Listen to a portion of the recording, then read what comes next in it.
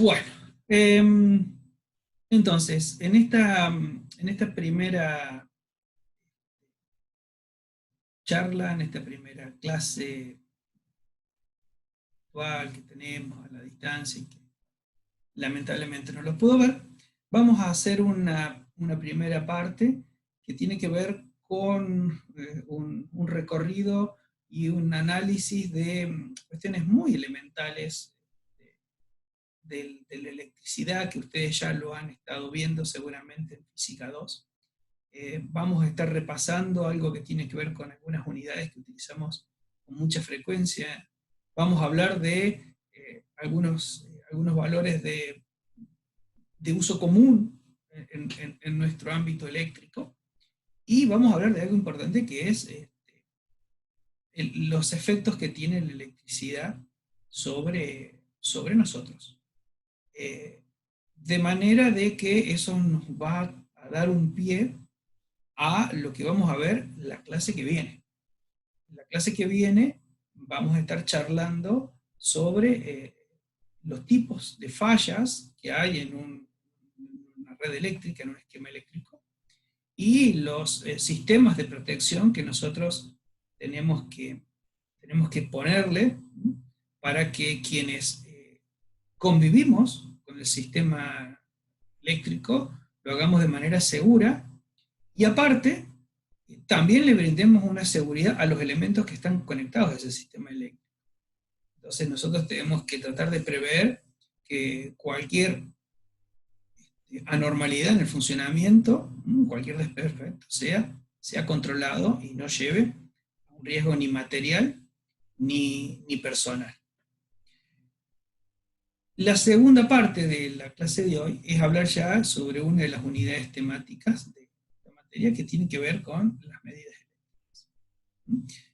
Vamos a repasar y vamos a charlar un poquito sobre lo que es un proceso de medición y la diferencia que hay entre hacer una medición sobre magnitudes eléctricas y otro tipo de magnitudes físicas, en donde el compromiso que nosotros tomamos al hacer una medición sobre una magnitud eléctrica es mucho más fuerte que frente a lo mejor a otras mediciones, ya que esa medición implica para quien lo va a hacer no solo el desafío de hacer una medición y tratar de encontrar el valor más parecido al valor real, sino que también el desafío es hacerlo en una condición segura de trabajo, porque estamos manipulando aspectos que pueden llegar a ser peligrosos para nosotros.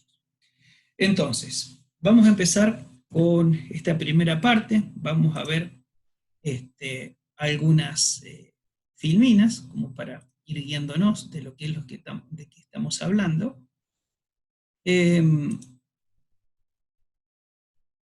en esta primera parte, una de las cuestiones que a mí me interesa siempre analizar o poner de manifiesto apenas arrancamos son 4 conceptos muy simples que tienen que ver con la parte eléctrica, que seguramente ustedes los conocen. Y vamos a estar haciendo referencia como si esto fuese algo que nosotros lo conocemos, pero lo manejamos sumamente bien. Entonces, es importante que los tengamos en claro. El primero de ellos, en lo que es el potencial eléctrico, nosotros vamos a estar hablando permanentemente de diferencias de potencial eléctrico, que en definitiva en nuestra jerga o la forma en la cual nosotros lo denominamos comúnmente, estamos hablando de tensiones. En lo que son las tensiones, y lo mismo que es para una corriente eléctrica, que ustedes también es un concepto que ya lo han desarrollado, lo han utilizado, lo han manejado en Física 2. La diferencia es que nosotros no vamos a estar hablando de ni tensiones ni corrientes en corriente continua, sino lo que lo vamos a hacer en corriente alterna, es decir, que nos va a aparecer acá una frecuencia, es decir, que vamos a tener un valor que va a estar variando en el tiempo, va a tener un determinado ciclaje. Y los otros dos conceptos, los otros dos puntos, que es potencia y energía, también les dedico un par de párrafos, ya que Muchas veces cuando arrancamos charlando sobre esta materia, uno pregunta, a ver, ¿cuál es la diferencia entre potencia y densidad? Y rápidamente echan mano a las ecuaciones que plantean la potencia y las ecuaciones que plantean la... Y uno lo que más está buscando es que la definición venga desde el punto de vista conceptual. Y ustedes tienen que tener en cuenta que cuando nosotros hagamos referencia a la potencia, vamos a estar haciendo referencia a la capacidad que tiene un elemento de realizar un determinado trabajo. Mientras que la energía va a ser el trabajo ese realizado en un determinado tiempo. Entonces, cuando nosotros más adelante hablemos de las máquinas, un motor, un transformador, o una propia instalación, vamos a hacer referencia a la potencia de ese motor, de ese transformador, de esa instalación. Es decir, vamos a estar haciendo referencia a la capacidad que tiene ese elemento de realizar un trabajo. Después, dependiendo de cómo es el uso, va a ser la energía que va a consumir. Es decir, va a ser esa potencia desarrollada en un determinado tiempo. Entonces, es importante que quede bien claro estos dos conceptos.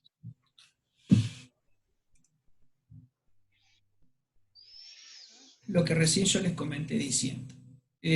Nosotros convivimos normalmente con la electricidad. Convivimos, es más, en este momento estamos rodeados de artefactos que nos están brindando un confort, y para poder brindar ese confort se valen de la electricidad. La electricidad es un medio en el cual nos ha permitido mejorar nuestra calidad de vida.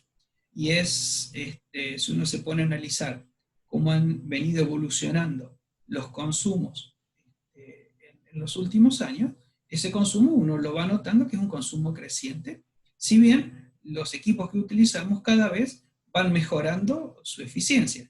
Pero la cantidad de energía que requerimos para los equipos que estamos nosotros adoptando para mejorar nuestra calidad de vida hace que nuestros consumos lentamente se vayan.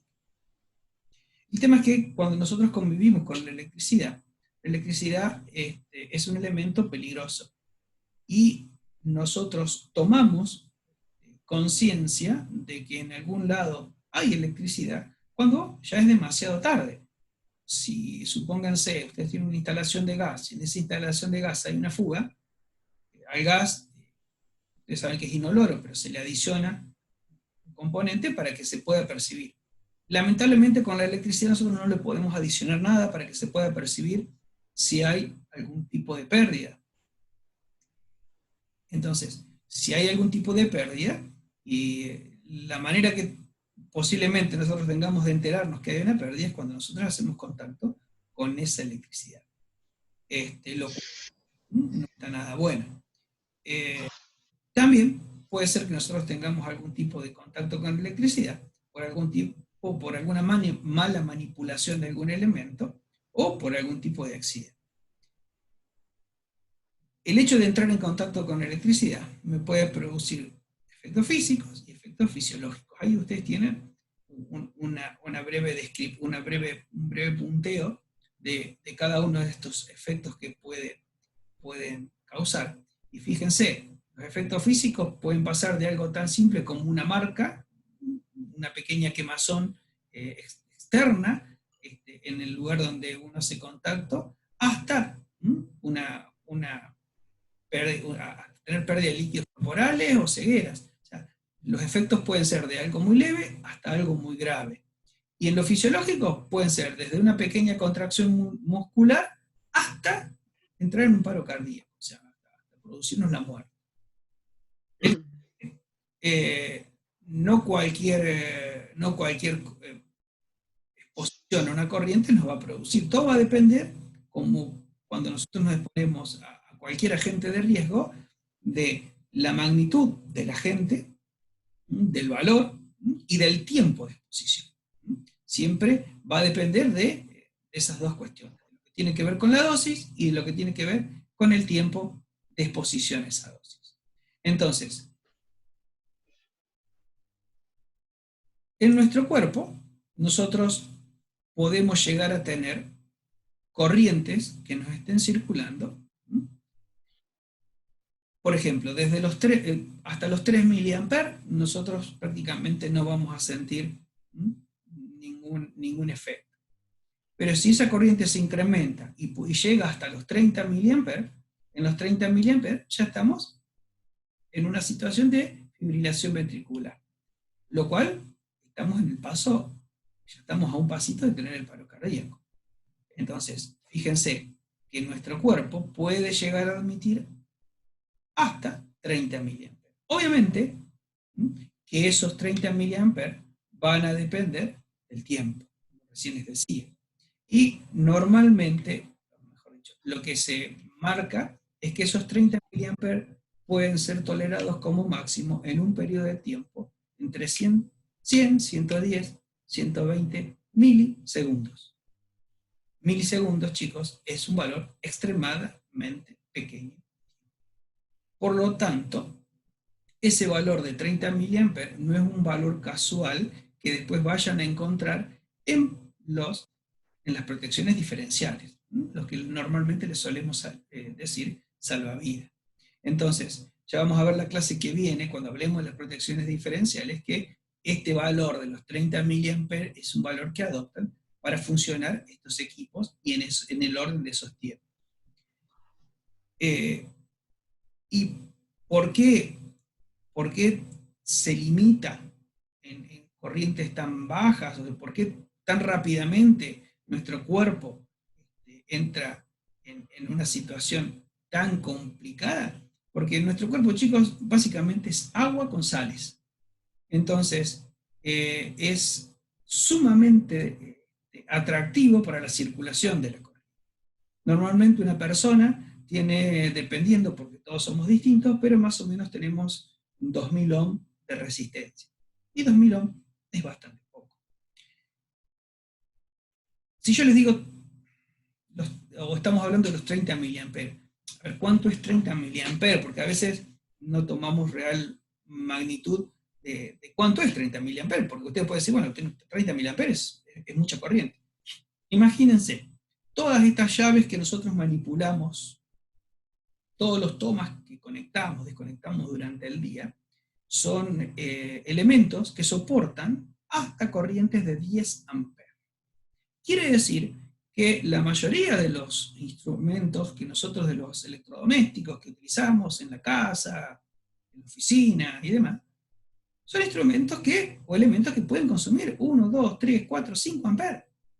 Y fíjense, nosotros manipulamos con una confianza absoluta, conectando y desconectando cosas que tienen circulando 1, 2, 3, 4, 5 amperes.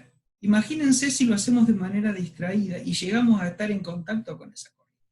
Vamos a estar muy por encima de ese valor máximo que puede tolerar nuestro cuerpo. Entonces, esto les está mostrando cuán débiles nosotros como personas somos a la circulación de una corriente por nuestro. Entonces, siempre debemos arbitrar los medios para que haya alguna protección, de manera que en caso de haber una derivación de corriente a tierra, este equipo sea quien la detecte y esa corriente no se derive. Acá tienen algunas de las unidades que nosotros utilizamos con frecuencia. Muchas de esas las conocen. Hay otras nuevas que nosotros vamos a empezar a manejar este año. De esa lista se me ocurre mencionarles algo que ustedes no conocen, por ejemplo, creo que no lo conocen, por ejemplo, la impedancia. La impedancia es la oposición al paso de la corriente alternada. Ya vamos a estudiarla de acá a un par de clases, qué es, cómo se presenta y quiénes componen a este valor. Se mide, ¿no? Lo mismo que las resistencias. Cuando hablemos de energía y de trabajo, ahí está expresado de forma mecánica. En la parte eléctrica, cuando hablemos de energía, vamos a hablar de vatios hora. Lo que pasa es que en la parte alterna van a aparecer otras unidades de energía u otros componentes de la energía. No va a haber más uno solo como había cuando nosotros estudiábamos los circuitos de corriente continua. Flujo magnético también, el flujo magnético vamos a hablar muchísimo del flujo ¿Mm? Porque gracias a, este, a, este, a esta cantidad, a este elemento eléctrico, o mejor dicho, magnético, nosotros podemos analizar y estudiar el funcionamiento de las máquinas eléctricas, los transformadores, de los motores. Entonces, vamos a estar permanentemente haciendo referencia a lo que es el flujo eléctrico. Y todo esto que tiene que ver con la electricidad está asociado a lo que es la producción y distribución de energía. Y cuando nosotros hablemos de la producción, la distribución, el transporte de la energía eléctrica, en general siempre vamos a hacer referencia a magnitudes.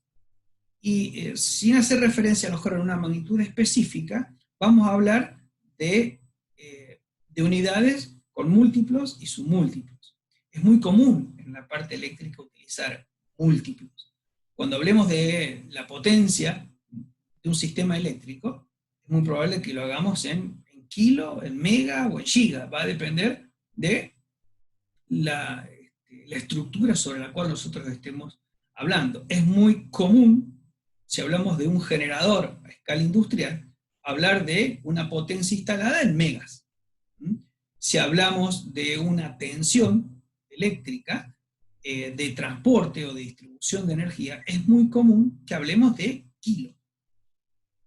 En lo que son submúltiplos es muy raro que en nuestra materia hablemos de un submúltiplo, pero muchas veces podemos hablar, cuando hagamos algunos cálculos, de lo que es los faradios y expresarlos a las magnitudes con un submúltiplo como es el micro, ya que el faradio es una unidad extremadamente grande.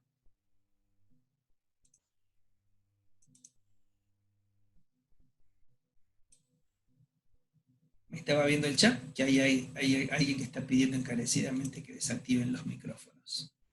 Así que desactívenlo, y si alguien me quiere hacer alguna pregunta por micrófono, lo abre, me hace la pregunta y después lo cierra, no hay ningún problema. Bueno, como les decía, entonces, por ejemplo, en nuestro sistema eléctrico, nosotros las tensiones que nosotros manejamos, vamos a hablar de nivel de baja tensión para cuando nos referimos a cualquier tensión que no supere los 1000 volts. Normalmente las tensiones normalizadas que nosotros tenemos en nuestro país son 220 volts y 380. Eso conformaría el nivel de baja tensión para lo que es distribución de energía. Pero también hay niveles superiores. El nivel que le sigue es el de media tensión. En el nivel de media tensión vamos a encontrar tensiones normalizadas de 7620 volts, 13200 volts y 33000 volts. En donde normalmente vamos a decir 13,2 kilovolts o 33 kilovolts. Y después se salta a un siguiente escalón de niveles de tensión, en donde a partir de los 60.000 volts se habla de alta tensión. Las tensiones normalizadas son 66.000 volts y 132.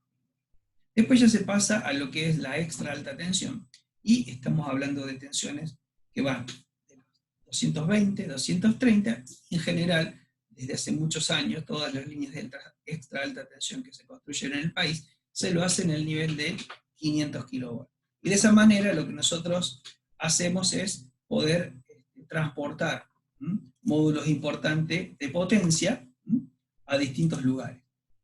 Esto tiene que ver con eso que tienen ahí marcado, lo que es un circuito eléctrico a nivel general. Nosotros tenemos lo que es generación, lo que es transporte de energía y lo que es distribución. Todo este circuito, junto con estas fuentes de energía, las vamos a estar analizando en la última parte. Pero básicamente lo que me queda hoy para decir es que vamos a hacer una descripción general. Acá hay una preguntita de Diego que me dice, ¿por qué algunos países utilizan 110? Miren, el hecho de utilizar los 110 volts o utilizar los 50 Hz o los 60 Hz de frecuencia, tiene que ver con criterios normativos que se han seguido para el desarrollo de la tecnología eléctrica. nosotros somos un país que no solamente en la parte eléctrica, sino también, si ustedes se fijan, en la parte jurídica y hasta en la parte social, miramos mucho más a los europeos que a nuestros hermanos americanos del norte. Entonces, nosotros fuimos, cuando tuvimos que tomar decisiones y adoptar algún sistema, miramos los sistemas europeos.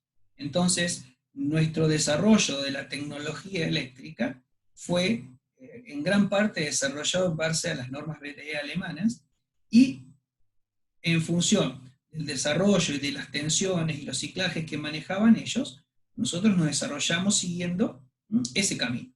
Hay otros países que decidieron optar por otro tipo de desarrollo, como por ejemplo Brasil. Brasil tiene un sistema parecido al de los americanos del norte, todos somos americanos. Si uno es mejor que el otro, no. Cada uno tiene sus particularidades, cada uno cumple sus funciones, y obviamente que al tener criterios de desarrollo distintos, tienen algunas diferencias. Pero si nos vamos a sentar a ver, bueno, a ver cuál es mejor, no es que uno sea mejor que el otro. Simplemente fueron criterios que se desarrollaron para seguir caminos, y seguimos caminos distintos, como, a ver, los sistemas de unidades que a lo mejor nosotros utilizamos son distintos a los que utilizan otros países, pero bueno, fue porque en algún momento alguien tuvo que decidir, bueno, ¿para qué lado vamos? Vamos para allá. Y así fue. Entonces, nosotros tenemos un sistema en el cual se diferencia de estos países donde las tensiones son más altas, pero las corrientes son más bajas. Ellos, al revés, se manejan con tensiones menores, pero con corrientes mayores, ya que si yo tengo que alimentar una misma potencia, necesito que el producto de tensión por corriente me dé el valor exacto. Si una es menor, la otra indefectiblemente tiene que ser mayor. Entonces, obviamente que al seguir estos conceptos distintos, básicamente hay un cambio muchas veces en lo que tiene que ver la concepción de las protecciones. Entonces los sistemas de protecciones a lo mejor son un poco distintos, pero la función la cumplen de la misma. ¿Está claro, Diego? ¿Quedó bien? Entonces, les decía, los circuitos eléctricos tienen las partes de generación, transporte y distribución. En lo que es generación, nosotros tenemos una matriz energética fundamentalmente apoyada en lo que tiene que ver con hidrocarburos. Es decir, que nuestra matriz energética, en gran parte, está en lo que es generación de energía eléctrica, está basada en la generación a través de quema de gas, de fuel oil o de diésel. Después también tenemos una presencia importante de centrales hidroeléctricas, y bueno, tenemos las centrales nucleares. Las centrales nucleares son parte de lo que nosotros le decimos generación térmica, o sea que son parte de las máquinas que utilizan hidrocarburos, lo que es la matriz. Y después ahora se viene ampliando, o viene empezando a tener un poco de participación las centrales no convencionales, o las centrales que provienen de energías renovables, como son las solares, las eólicas, empiezan a aparecer las de biomasa. Entonces, se está tratando de que la matriz energética sea lo más variada posible para tener una mejor distribución y ir saliendo un poco del esquema de tener matrices fuertemente apoyadas en la quema de hidrocarburos. Tengamos en cuenta que en algún momento se van a terminar, entonces está bueno que nos apoyemos en tecnologías renovables. Entonces va a haber un grupo de gente que es la que genera, a través de generación. Esa energía que se genera se tiene que transportar. Una vez que se transporta, hay otro grupo que lo que hace es distribuirla, es decir, tomar esa energía y acercarla a cada hogar, y después están los consumidores. Todos estos segmentos son los que componen lo que es el mercado eléctrico mayorista. son los actores del mercado. Y obviamente que no solamente entre ellos hay una interrelación técnica del producto de energía eléctrica, sino que hay interrelación económica, todo un juego económico que mueve mucho dinero. Las inversiones que se manejan en esto son muchísimas. Bueno, ya me está avisando que me quedan 10 minutos, así que vamos bien porque estoy terminando con esto. Entonces, es parte de nuestro estudio todo esto en una unidad que vamos a ver más allá cerca de fin de año, que es mercado eléctrico mayorista. Y vamos a estudiar cómo es la interrelación que tienen todos estos actores, cómo se comercializa esa energía. Ya van a ver que no es tan sencillo, ya vamos a estar charlando que la energía no tiene el mismo precio en cualquier hora del día, no. Esta hora, por ejemplo, es una de las horas en la cual la energía eléctrica es más cara. Nosotros como usuarios residenciales pagamos un mismo precio, pagamos una tarifa plana, pero eso en el mercado eléctrico mayorista no es así. Hay un precio horario. A cada hora del día hay un cambio de precio, y eso tiene que ver con las máquinas que están generando energía. En general, la última máquina despachada, la última máquina que se pone en marcha, es la máquina más cara. Y esa es la que termina fijando el precio horario. Pero bueno, todo esto lo vamos a estar charlando más cerca de fin de año. Entonces, esto es lo que quería comenzar contándoles como introducción de lo que es la energía eléctrica, de las cuestiones que tenemos que tener cuidado, de manera que a partir de esta primera clase que estamos hablando de la electricidad, todos están advertidos. La electricidad es un elemento peligroso y convivimos con ese elemento peligroso. Entonces, debemos tratarla con mucho cuidado y mucho respeto. Muchas veces le tenemos mucho respeto al gas. De la electricidad, como no la vemos, y ahí está más o menos, bueno, ahí va, no. Ustedes saben que a partir de que se sancionó hace un par de años la Ley de Seguridad Eléctrica en la provincia de Córdoba, el tema tomó mucha relevancia. Y hoy en día cualquier instalación eléctrica que se conecte necesita ser certificada por alguien habilitado. Entonces, estamos dándole la importancia a ese tipo de instalación, porque muchas veces nos hemos encontrado con instalaciones hechas por gente que entendía algo. Entonces, entendía algo, pero no estaba bien hecha. Había cuestiones de seguridad y que ante determinadas condiciones esas instalaciones eran muy peligrosas.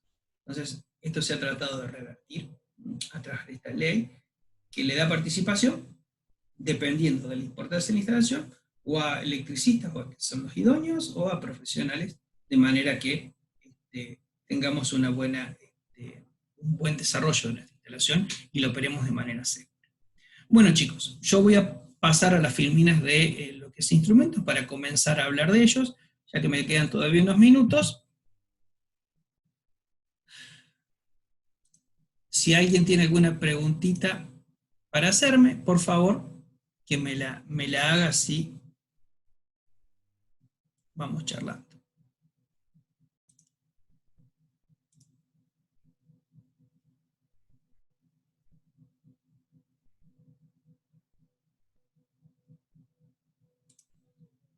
Bueno. No. Básicamente el tema es que a ver, lo que tiene que ver con los hidrocarburos, primero que son centrales que se construyen, son más económicas que una central hidroeléctrica, que una central nuclear, más barata, y básicamente se construye en un tiempo mucho más corto. Ustedes tengan en cuenta que, por ejemplo, una central de ciclo combinado, como por ejemplo esta que tenemos acá cerquita, en Pilar, esa central, quizás desde el momento que se decide hacer esa central, que comienzan los primeros estudios, hasta que se hacen los flujos de fondos, se analizan las inversiones, se construye la central y se pone operativa, y bueno, puede ser un lapso, un tiempo de aproximadamente 5 años.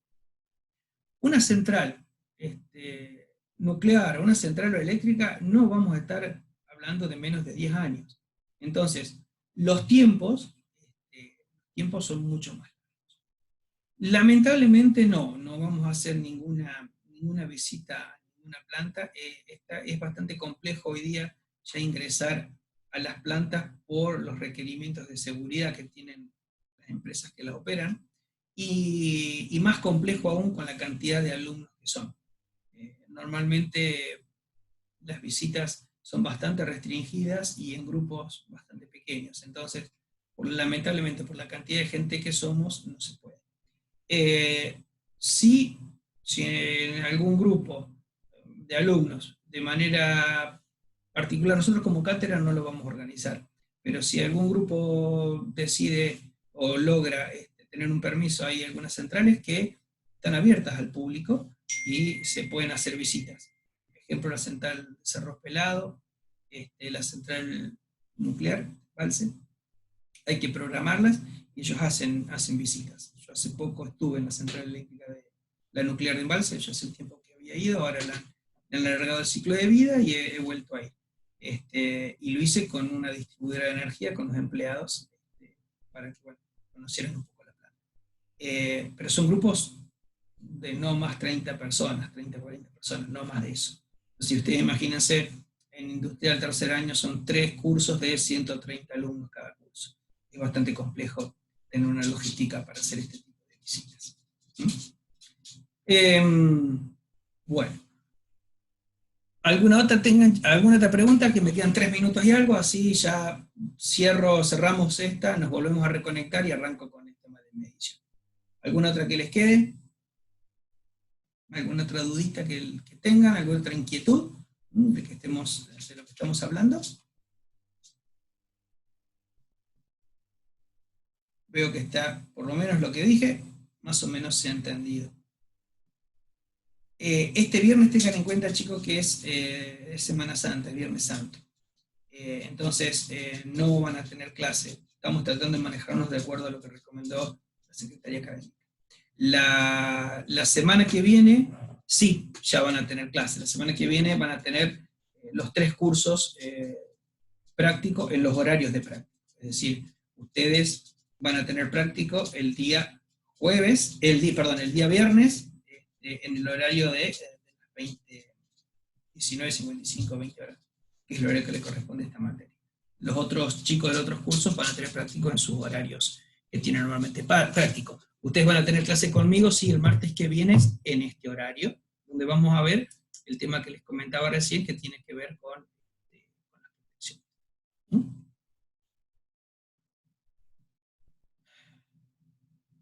Sí, lamentablemente no pueden zafar de mí y me tienen que soportar en todos los cursos. Yo estoy en los 3 cursos. Así que no hay ningún problema. Si consiguen el link en otro horario y de otro curso y se quieren vincular, ningún problema. Se conectan. No tengo problema. Así que lo que trato es llevar las clases paralelas. Con el curso de los... que yo tengo normalmente los jueves, nada más que los voy a dar mañana, con ellos voy a una clase adelantada. Así que con el otro curso de la mañana vamos igual, ya vamos a ver si nos ponemos parejitos. Listo, chicos, voy a cortar, así que nos reconectamos en un ratito, así vemos la segunda parte de esta clase que tiene que ver con los instrumentos de medición. ¿Les parece? Nos vemos en un ratito.